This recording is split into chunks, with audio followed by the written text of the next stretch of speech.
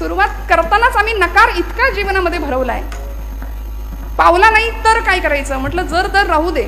नाही म्हणले मग देव बदलू का, हे आणि त्याच्यावर. आमची उपासना भगवंताला बदलण्याकरता नाही मंडळी, स्वतःला बदलण्याकरता आहे. अंतर्बाह्य तुमच्या माझ्या जीवनामध्ये परिवर्तन व्हावं याकरता भक्ती आहे. म्हणून म्हणतात दुर्दैव जावं याकरता भक्ती नाही करायची, दुर्दैवाचे घाले सहन करण्याची शक्ती मिळावी याकरता भक्ती आहे. विठ्ठल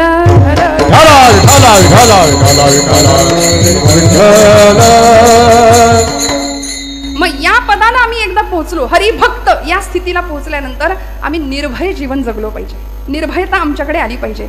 सध्या शास्त्रकारांनी वैराग्य शतक नावाचा एक ग्रंथ भर्तृहरींचा प्रसिद्ध आहे, त्याच्यामध्ये त्यांनी 9 प्रकारचे भय माणसाला जडतात जीवाला, त्याचं वर्णन केलंय.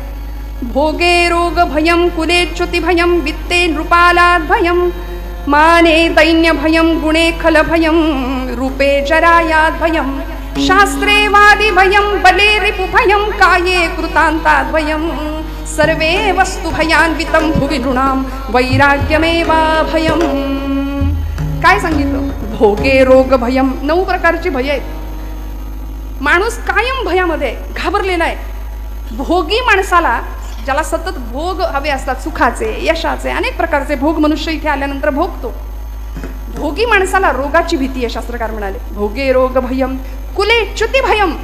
कुलवान शीलवान जो माणूस असतो ना, कुळाचा ज्याला अहंकार असतो, तो च्युत होण्याची भीती असते, त्याला पदच्युत होण्याची भीती असते. आपण जरा काही वेडवाकडं वागलो तर लोक काय म्हणतील, लोक काय म्हणतील याचाच विचार तो कायम असतो. भोगे रोग भयम, कुले च्युती भयम, वित्ते नृपालाद भयम. वित्त म्हणजे पैसा. म्हणाले कशाची भीती असते हो? ज्याच्याकडे भरपूर पैसा आहे त्याला राजाची भीती, हे पूर्वीच्या काळचं. पण आता सोपं सांगू का, इन्कम टॅक्स वाल्यांची फार भीती असते. वित्ते नृपालाद भयम, माने दैन्य भयम. मानी माणसाला दीनतेची भीती आहे.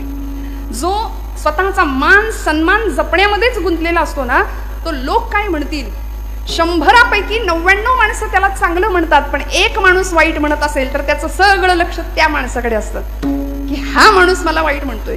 आणि खरं सांगू का, जग चांगलं म्हणतं, शेजारी कधीच चांगले म्हणत नाही. म्हणतात का? म्हणून निंदकाचे घर असावे आपल्याकडे म्हण आहे की नाही. पण आपल्या सगळ्यांना चांगले शेजारी भेटले असतील अशी आशा करते बरं का. त्यामुळे जगाने कितीही कुणी काही म्हटलं तरी मानी माणूस दीनतेचं भय बाळगून असतो. माने दैन्य भयम, गुणे खल भयम. गुणवान माणसाला शत्रूची भीती असते. रूपे जरायाद भयम.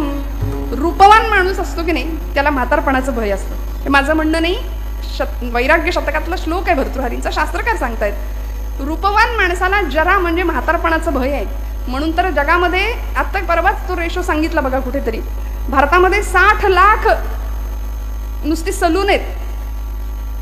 म्हणजे सौंदर्य प्रसाधनासाठी जे काही उत्पन्न भारतामध्ये जात आहे किंवा लोक त्या गोष्टीकडे जितकं लक्ष देत आहेत. रूपे जरायाद भयम. रूपवान माणसाला म्हातारपणाचं भय आहे. पण हे अंतिम आहे की नाही सत्य. 25व्या वर्षी जी देहाची अवस्था आहे ती 75व्या वर्षी असेल का? मान्य करावं माणसानी. आम्ही कीर्तनामध्ये बऱ्याचदा नारदीय कीर्तन, आता तुम्हाला माहिती आहे मी मागच्या वेळी नारदीय कीर्तन इथं केलं होतं. मग ते उत्सव असा असतो की सलग कीर्तन एकाच ठिकाणी असतात. मग मी एके ठिकाणी असं म्हटलं, मला राणी लक्ष्मीचं चरित्र सांगायचं होतं, झाशीच्या राणीचं. म्हटलं तरुण मंडळी जरा समोर पाहिजेत. पण मी असं म्हटलं की उद्या जरा काळे केस अपेक्षित आहेत, आज सगळेच पांढरे केस आहेत. माणसं एवढी हुशार, दुसऱ्या दिवशी सगळे डाय करून आले, हेअर डाय. सगळ्यांनी केस रंगवले. आम्ही जागच्या जागी डाय व्हायची वेळ आली. परिणाम रूपे जरायाद भयम.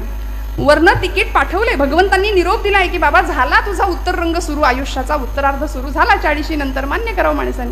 पण नाही, रूपे जरायाद भयम, शास्त्रेवादी भयम. शास्त्रवान शास्त्रपंडित निपुण माणसाला वादाचं भय असतं. गुणे खल भयम. गुणवान माणसाला शत्रूचं भय आहे. काये कृतांताद भयम. आणि शरीराला मृत्यूचं भय आहे. किती घाबरू नये बघा.